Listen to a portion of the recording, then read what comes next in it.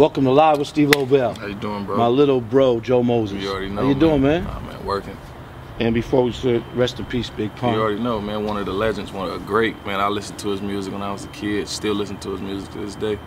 Right. You know what? Real quick, we have a worldwide fan base, and you represent the West Side, the West Coast. Let's go. For the people who don't know Joe Moses, let us know who is Joe Moses.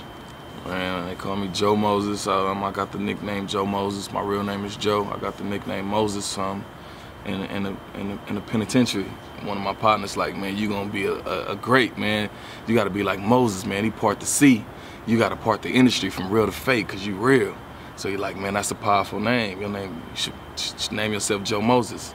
So I'm like, I thought about it for a couple of weeks. I'm like, I'm gonna be Joe Moses. When I came home from the pen, I'm like, I'm Joe Moses, and everybody just, you know, went with it. You know, I told my mom and my pops, and they went with it. You know what I mean? I'm just the streets, man. You know what I mean? I'm a South Central dude, born and raised on 54th and Western. You know what I mean? Crenshaw District. They call it the Crenshaw District.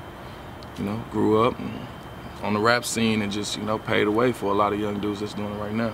I could say you're definitely real. Yeah. I know you for a while, and you're probably the first West Coast cat I met wearing Timbs. Yeah, yeah. You always were wearing Timbs. Yeah. And I was like, is he from the East Coast? Nah, he's from the West Coast. Yeah.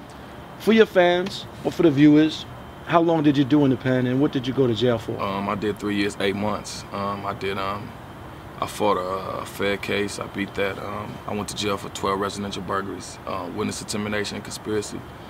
I fought my case for 2 years in the county jail downtown LA.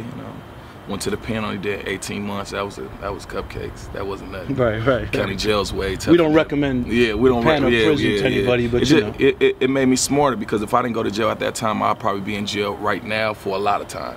So at that particular time, I went to jail, and it just, you know, God put me in a position to really come home and really sacrifice myself and really go harder in my music and really put my priorities to the, you know, on a platter and really make things happen. Change your life. Change my life up. It gave you a new perspective to not make certain choices no more that you did. Yeah.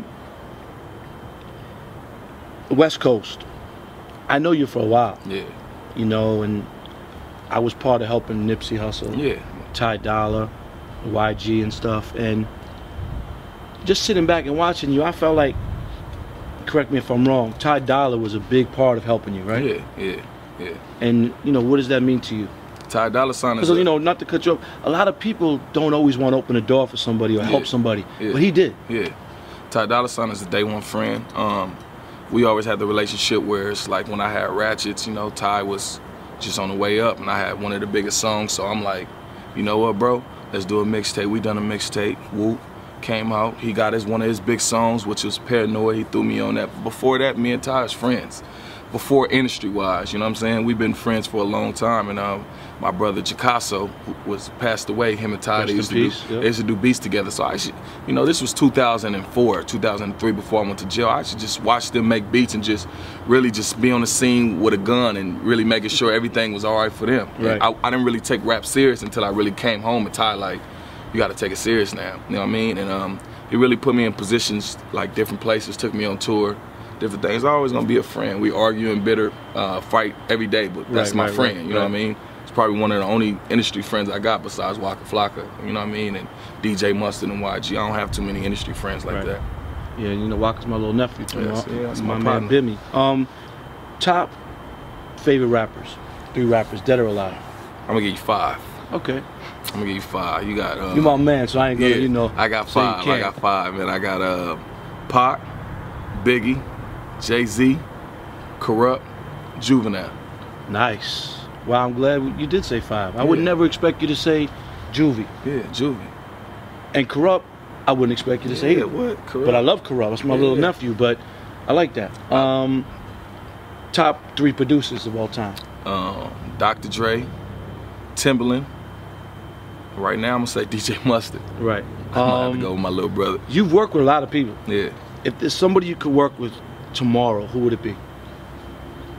Alive? Alive or dead? Either. I work with Hov, man. I work with Hov. And dead, if I can bring alive, I work with Pac. Right. I managed the Outlaws, by the way. Pac's group for years.